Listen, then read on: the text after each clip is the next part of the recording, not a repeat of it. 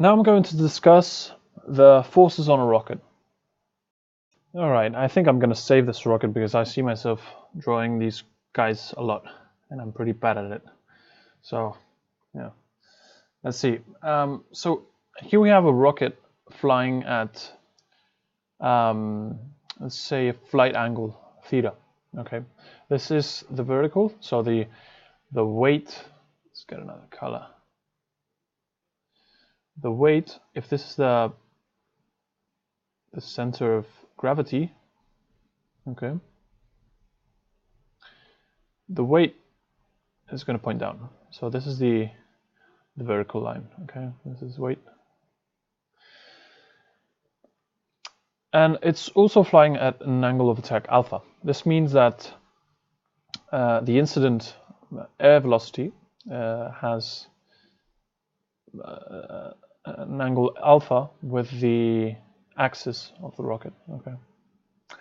So we have the first force. The second force is thrust, which, if properly designed, it should be in the axis of the airframe. Okay. We'll call this T, the thrust. And finally, we have the aerodynamic force, okay, which is going to be like this. We'll call this F.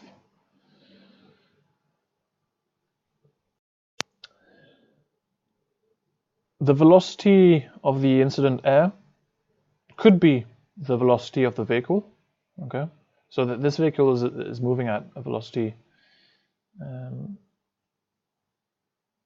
let's put V, it's not a force, but it's moving at a velocity V, okay?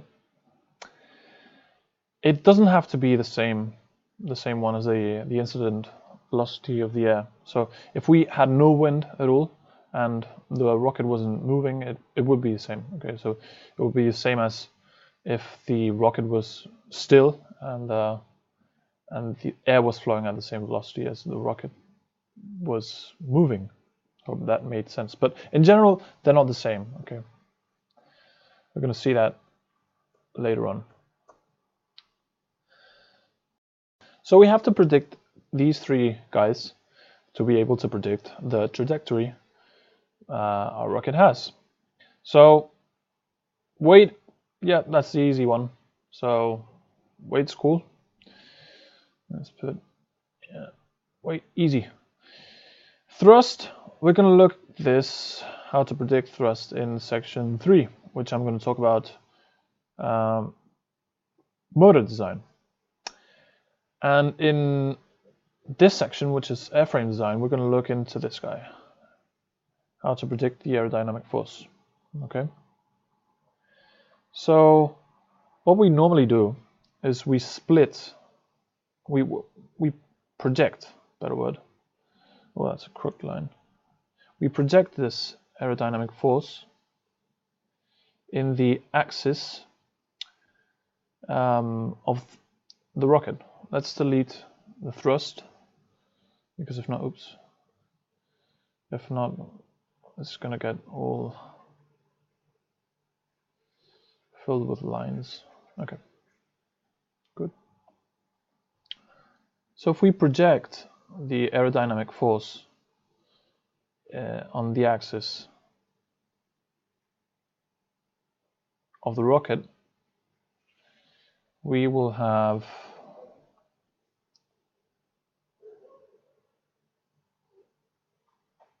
this component and this component. They add up vectorially to the same. There's only one aerodynamic force, okay? There's one aerodynamic force applied at this point, which is the aerodynamic center. We're going to look into that further on. But if we project this force on the axis of the rocket and the normal to the axis of the rocket, we decompose this force into the normal force and the axial drag, okay? Normal force and axial drag are not lift and drag, because lift and drag is the aerodynamic force projected into this axis. Okay, so it will be, let's see if I can do this. So it will be projected like this. It's going to be a mess, but yeah. Yeah, we don't have, that's a bad combination of aerodynamic force and this one, because we don't have any lift. But let's see if I can. All right, good enough. So yeah, if we had the incident velocity, if we project on this axis, we have drag and lift. Okay, lift is perpendicular to the axis of the incident wind, and normal force is perpendicular to the axis of the rocket. So it's completely different. We don't use lift and drag in sounding rockets. At least I have never used it, because you'll see why later. But you predict the normal force and the axial force separately, and you normally don't talk about these two. Okay, so it's the same thing. It's just same force projected in different axes. So no problem. So I'm going to focus on first the axial force in section 2.1, okay, in trajectory, because this is a guy that's fighting against the thrust, and sorry, and axial force, thrust, and the weight are going to be the basic forces that are